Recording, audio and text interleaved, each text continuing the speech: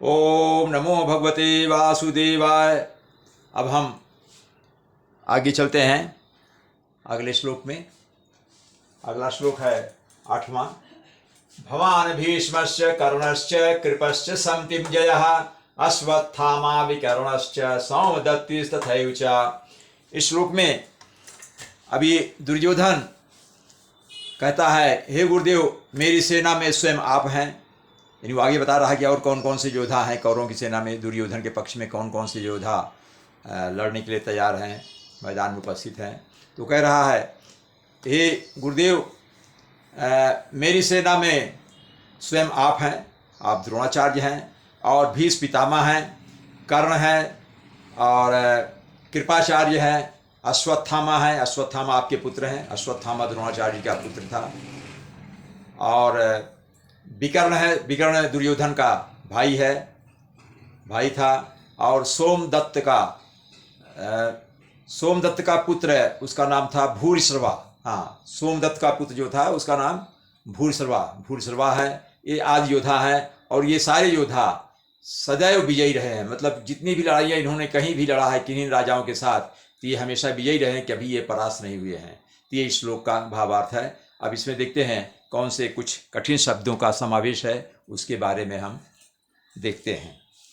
तो ये भवान भीष्मश्च, इसमें 3 शब्द हैं। भवान भीष्मश्च, भवान भीष्म मतलब आप, भीष्म आया, भीष्म पितामह का पूरा नाम भीष्म पितामह, भीष्म यहाँ का है भीष्म। तो भवान यहाँ हलंत हो जाएगा, प्लस भीष्मः प्लस च, ये है भवान भीष्मश्च। भवान भीष्मः प्लस च, भवान मतलब आप, गुरुदेव आप हैं, और भीष्म पितामह हैं, च मतलब और।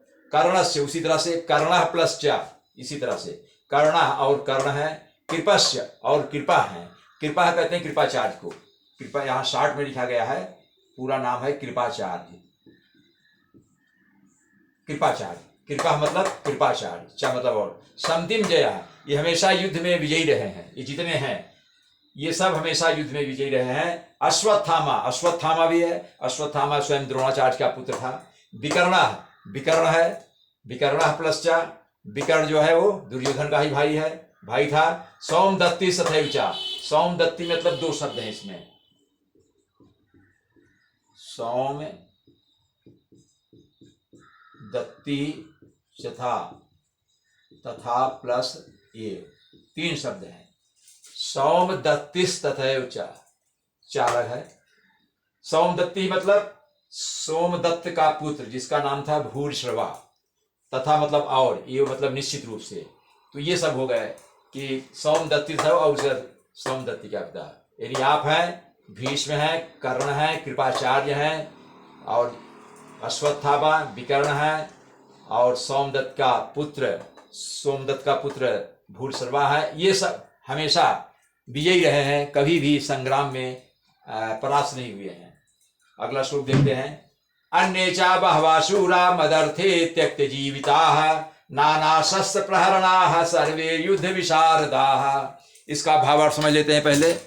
इसका भावार्थ यह है, दुर्योधन आगे कहता है, द्रोणाचार्य को बताते हुए कहता है कि ऐसे, हे गुरुदेव, ऐसे अनेक वीर हैं जो मेरे लिए अपना जीवन त्याग करने के लिए एकदम उद्यत हैं, तैयार हैं, कटिबद्ध हैं।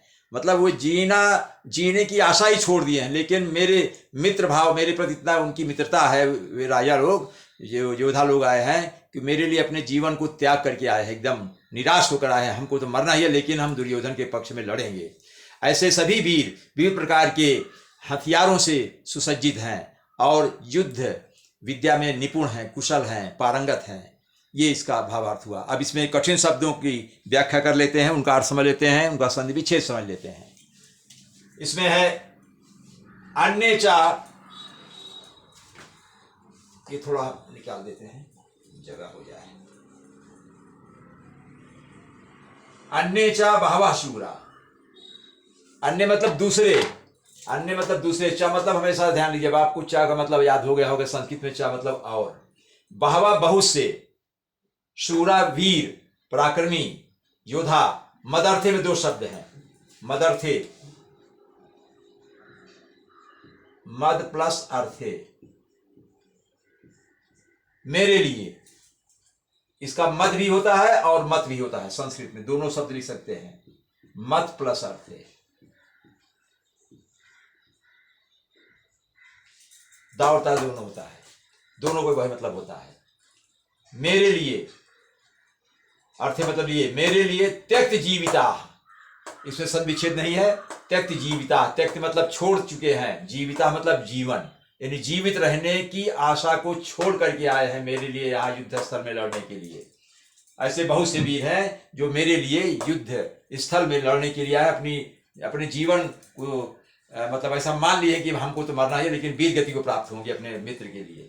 नाना शस्त्र प्रहरणा, इसमें केवल शब्द है, इसमें कोई संधि विच्छेद नहीं है। नाना मतलब तरह तरह के विभिन्न, शस्त्र मतलब शस्त्र, अस्त्र शस्त्र, प्रहरणा मतलब चलाने में, अस्त्र से सुसज्जित हैं, प्रहरणा मतलब सुसज्जित भी है, या अस्त्र को चलाने में बहुत ही कुशल हैं।